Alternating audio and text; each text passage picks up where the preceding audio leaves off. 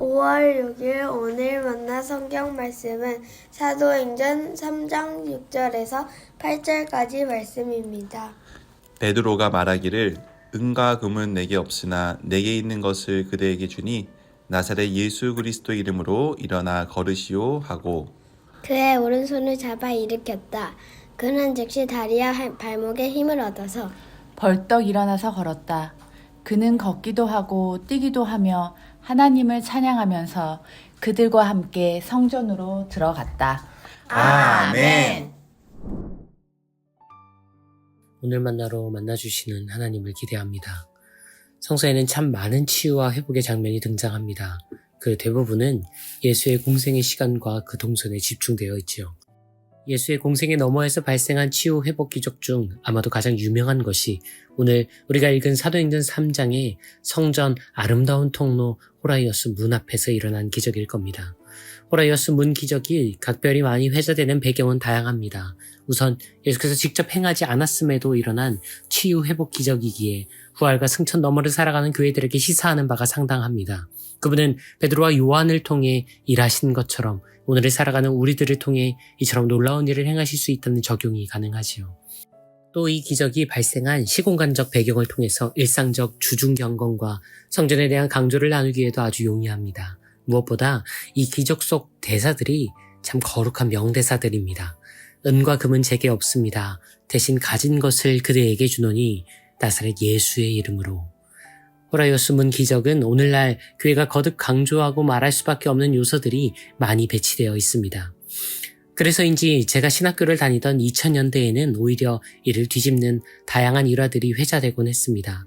세부적인 등장인물과 시간, 장소는 제각각이지만 큰 줄거리는 유사합니다. 지하철이나 공공장소에서 구걸하는 지체 장애인에게 사역자나 신학생 혹은 전도자나 신앙인이 다가가서 베드로와 요한의 대사를 그대로 반복하며 손을 잡고 일으킵니다.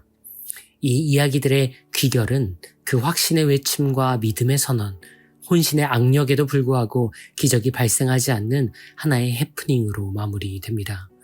호라이어스 문 2000년대 버전은 성서 속의 기적을 오늘날의 교회와 그리스도인들이 얼마나 단편적으로 또 문자적으로 이해하고 있는지를 잘 보여줍니다. 예수께서 행한 그 기적들은 오늘 그 이름을 계승한 교회들을 통해 반복 가능하다고, 이 거룩한 대사가 토시 하나 누락되지 않고 그대로 외쳐질 수 있는 현실이 가능하다고 말하기도 합니다. 이를 기적의 재현적 독해라고 부를 수 있을 것 같습니다. 그러나 우리가 아는 것처럼 기적은 쉽게 반복되지 않습니다. 아니, 어쩌면 기적은 그래서 보편적 법칙이 아닌 희소한 기적으로 남아있을지도 모릅니다. 기존의 재현적 독해는 그리스도교의 경전들이 기록될 무렵인 1세기에도 그 보완의 필요성이 제기되었던 것 같습니다. 시기적으로 가장 뒤늦은 것으로 흔히 이해되는 네 번째 복음서 요한에서는 기적이 아닌 표적이라는 표현을 사용합니다. 초자연적 예외 현상 그 자체보다 이와 같은 사건 혹은 기록이 함의하는 하나님 나라가 훨씬 중요하다는 점을 강조하기 위한 용어 선택이었을 것이라고 대부분의 학자들은 동의합니다. 기적은 그 자체로 강조되면 오히려 보다 중요한 바를 덮을 수 있습니다. 기적이 의미하는 바를 기적 너머에서 찾으려는 읽기, 그리고 어쩌면 기적 그 자체가 덮어 가리고 있던 중요한 바를 재구성하는 읽기를 우리는 기적의 비판적 읽기라고 부를 수 있겠습니다.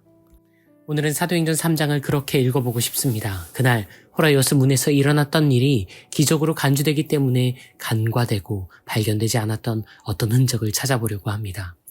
호라이어스 문의 2000년대 버전을 마주할 때 여러분은 어떤 생각이 드셨나요? 저는 그리스도인의 비상식적 태도가 떠올랐습니다. 누군가에게 가장 필요한 것이 무엇인지 그 당사자보다 진리의 계승자인 우리가 더 잘 안다는 오만함, 그리고 그 당사자의 삶과 현실, 심지어 물리적 신체의 동의조차 구하지 않고 접근하고 접촉하는 무례함이 그것이지요. 물론 오늘 우리가 읽은 호라이어스 문의 기적에서도 베드로와 요한은 지체장애인의 의사를 일절 묻지 않습니다. 그런데 흥미롭게도 예수의 공생의 치유 회복 기적들에는 다음과 같은 대사가 자주 등장합니다. 제가 당신에게 무엇 해드리길 원하시나요? 예수는 앞에선 시각장애인, 지체장애인, 언어장애인에게 가장 필요한 것이 무엇인지 당신이 직접 결정하지 않으실 때가 참 많으셨습니다.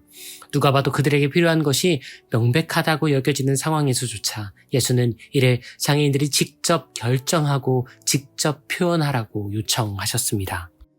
그래서 예수의 치유 회복 기적에서는 장애인들이 직접 말합니다. 그래서 공생의 기간에는 장애인과 그 가족들이 직접 말합니다. 적지 않은 장면들에서는 그들이 오히려 예수보다 더 거룩하고 위대한 믿음의 언어, 더 신실하고 아름다운 고백을 말하기도 합니다. 그래서 그 장면들은 보통 이런 예수의 동의와 긍정으로 마무리되곤 합니다. 그대의 말이 옳습니다. 당신의 믿음이 당신을 구했습니다. 이를 염두에 두고 사도행전 3장 그리고 그 여파가 미치는 4장을 자세히 읽어보면 놀라운 한 가지 사실을 우리는 발견합니다. 호라이어스문의 장애인은 언어장애인이 아님에도 가장 놀라운 일을 직접 겪은 당사자였음에도 그의 음성은 전혀 기록되어 있지 않습니다. 사도행전 3에서 4장은 사도의 명대사와 고발자와 비판자들의 문제제기, 이에 맞선 사도들의 명설교로만 구성되어 있습니다. 사도행전의 호라이어스 문 기적은 사도들과 교회의 역사를 주목하고 강조하는 기록입니다. 오늘 우리는 그 의도를 알고 그리고 그 의도를 넘어 이 텍스트를 읽어야만 합니다. 그 의도를 모른 채, 그 의도를 놓친 채 이를 읽으면 우리는 교회의 본질을 특정한 성과 달성과 우리가 전하려는 바의 볼륨으로만 협소하게 정의하게 될 위험성이 있습니다. 어쩌면 오늘날 교회 그리고 우리 사회에 가장 요구되는 기적은 시각장애인이 눈을 뜨고 지체장애인이 몸을 일으키는 초자연적 사건이 아닐지도 모릅니다.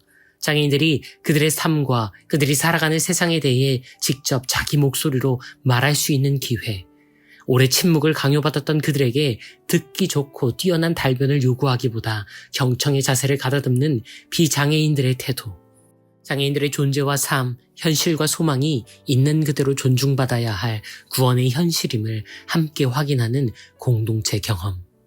이것이야말로 오늘 우리가 살아가는 여기에서 만들어낼 수 있는 진정한 그리고 가능한 기적 아닐까요? 명대사를 독점하는 베드로와 요한이 되어 일어날까 말까한 기적을 재현할 것인지, 그들에게 묻고 그들에게 듣고 그들이 남을 수 있도록 발언권과 생존권, 이동권을 조정하는 지금 여기서 가능한 기적을 만들 것인지, 호라이어스 문의 2024년 버전은 이 기적을 어떻게 이룰 것인지 오늘 우리에게 묻고 있습니다. 주님, 기적을 재현하는 교회가 아니라 기적을 구현하는 교회가 되고 싶습니다. 명대사를 독점하는 교회가 아니라 명대사를 양보하는 교회가 되고 싶습니다. 장애인을 쫓아내는 교회가 아니라 장애인을 쫓아가는 교회가 되고 싶습니다. 모두가 통과할 아름다운 통로, 호라이어스 문을 활짝 열고 우리를 기다리시는 분, 그리스도 예수님 그 이름으로 기도합니다. 아멘.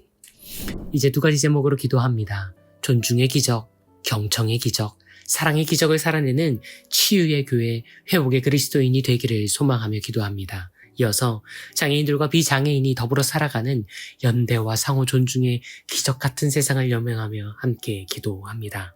기도하신 이후에는 각자 개인의 기도로 경건을 이어갑니다.